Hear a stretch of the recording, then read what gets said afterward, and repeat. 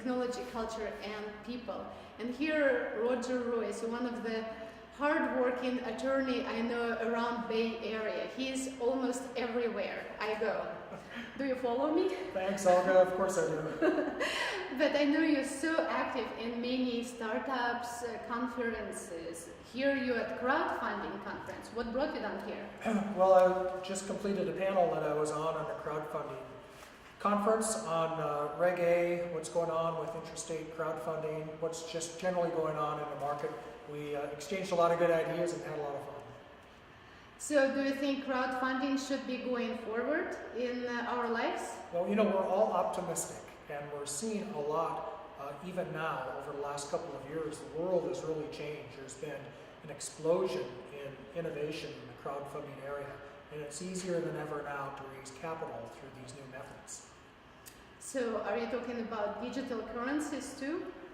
No, that's not something I'm talking about today, but that's another innovation. You know, we're here in Silicon Valley, we're right in the center, we're in the heart of innovation, so it makes sense that all of these great ideas would come together in conferences that are organized here in Silicon Valley. And in fact, I'd like to tell you about my conference that I've got coming up if I could. So I also run an incubators around agriculture technology companies. It's called Silicon Valley or RoyseLaw AgTech. And we have a conference right here at the Computer History Museum on May 11th. It's a full-day conference where we're going to feature panels, presentations, and demos around ag tech. So this is the next big thing. It's exciting. It's new. In my career, this is the biggest thing that I've ever come across. And we're devoting quite a bit of effort to bring this new idea to the public as much as possible. What is a PMA who actually coordinate or help or put the conference together? This is this event is organized by the Royse Law Firm. Our participants, sponsors, and partners include PMA, which is Produce Marketing Association. It's a 22,000 member strong organization. The Western Growers Association has participated with us. The Strawberry Commission has attended our panels. Numerous trade groups. We also have engaged the VC community. We've gone out and talked to more than 150 different venture capitalists as part of our incubator project. And you're going to meet a lot of them right here at the May 11th conference. What about incubator? How many companies do you have there? We currently have 15 companies in our incubator. It's growing slowly. It's a 5-month program that ends in May during our conference. And it's all aspects of ag tech, animal science, crop science, big data, robotics, drones, bio, you name it. Everything that animals, you name it. Anything that affects agriculture and technology, that's something that's in our program. And then, so this is like kind of worse like wearable technology. Do you have wearable technology on animals? Yes, we do. Yes, we do have wearable. We've got Fitbit for cows. Not quite that bad, but yeah, whatever buzzword that you have, Internet of Things, wearable tech, maybe not Bitcoin yet for ag, but you'll find an agricultural application. And it's a huge market, and it's the last frontier for a lot of these technologies. So there's a tremendous amount of opportunity in this area, and a tremendous opportunity to make a lot of change in the world. And how about big data? Because those companies and farms create lots of data. They certainly do, and that's somewhat of a lawyer's playground, big data, because of the privacy and data security issues and ownership issues around that big data. But you're absolutely right, Olga. Big data is maybe the most explosive area for growth in ag tech. It's getting the data, organizing it, using it, and using it for predictive analytics. So there's all sorts of new technologies and business models coming around data. Now, I know you wrote the book. Is it second to coming, or tell us about first book first? Yes, I wrote the book. It's called Dead on Arrival: How to Avoid the Legal Mistakes That Could Kill Your Startup. Currently in the rewrite for the second edition. That will be coming out soon. I got lots of good feedback from the first book. What was easy to understand, what was maybe a little too hard to understand, what we should add. Different areas. It'll be a bigger book. It'll cover more topics, and look for that on Amazon soon.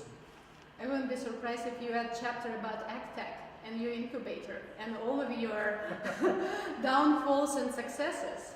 Well, maybe that'll be the next edition. So now, in your incubators, did you have any challenges you want to share about or successes?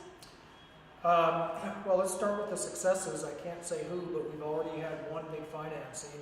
One of our incubator companies got a $4 million venture capital term sheet just last week. So that's pretty good for a program that's only been in existence for less than 2 months. And we've got another couple months to go. So, and we expect to put these companies in front of not only the venture community, but also in front of the markets, because that's the biggest problem ag tech companies have, is getting in front of their customers, which are farmers, growers, and shippers. So I hope to see some successes in getting these people customers and markets. The challenges, of course, are the problems that we are trying to solve, which again is primarily a marketing issue when it comes to ag tech. It's because there's a lot of smart people around here, and there's a lot of very advanced technology here. The real problem is, how do you get that technology into the market? That's a problem that we think our incubator can help solve.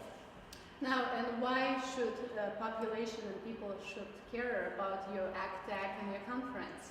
Oh, there's so many reasons. There's a social reason, for one thing.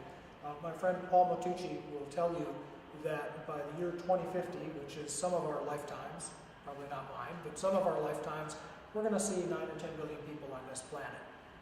That's going to require an increase. It's going to require us to double our food production, right? And they're not making any more land. So we're only going to be able to do that through increased productivity, and that's only going to happen through technology. So there's a real sustainability issue here. Secondly, you've all heard about global warming. We know about the carbon footprint of industry. Well, agriculture has a carbon footprint too.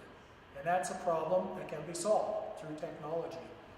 And thirdly, there's just a huge opportunity for people who are interested in technology to do big things and to create kind of whole new worlds of ways of the way that we create, harvest, and distribute food. So for me, I should probably look forward to AgTech on Mars, AgTech on Moon, and many other planets. Well, we're going to stick with Silicon Valley for right now, but that's the 20-year plan. So great. That's your second conference, is that correct? Yes, it's our second annual conference. Our first one was last year. This next one, May 11, Computer History Museum, Mountain View, California. And now tell us, what would you like to wish our viewers and listeners here? What would I like to wish our viewers? You're not going to make me speak Russian again, are you? Because the last time you did that. Not this time. Well, please check out our website. Go ahead to the svagtech.org and take a look at our conference website. You can find us on Twitter at RoyseLaw Incubator. And like our Facebook page, join us on LinkedIn. We're very big on social media. And pay attention and stay tuned because we're on to the next big thing. And that's Roger Royse and Olga Media from you to you. Thank you.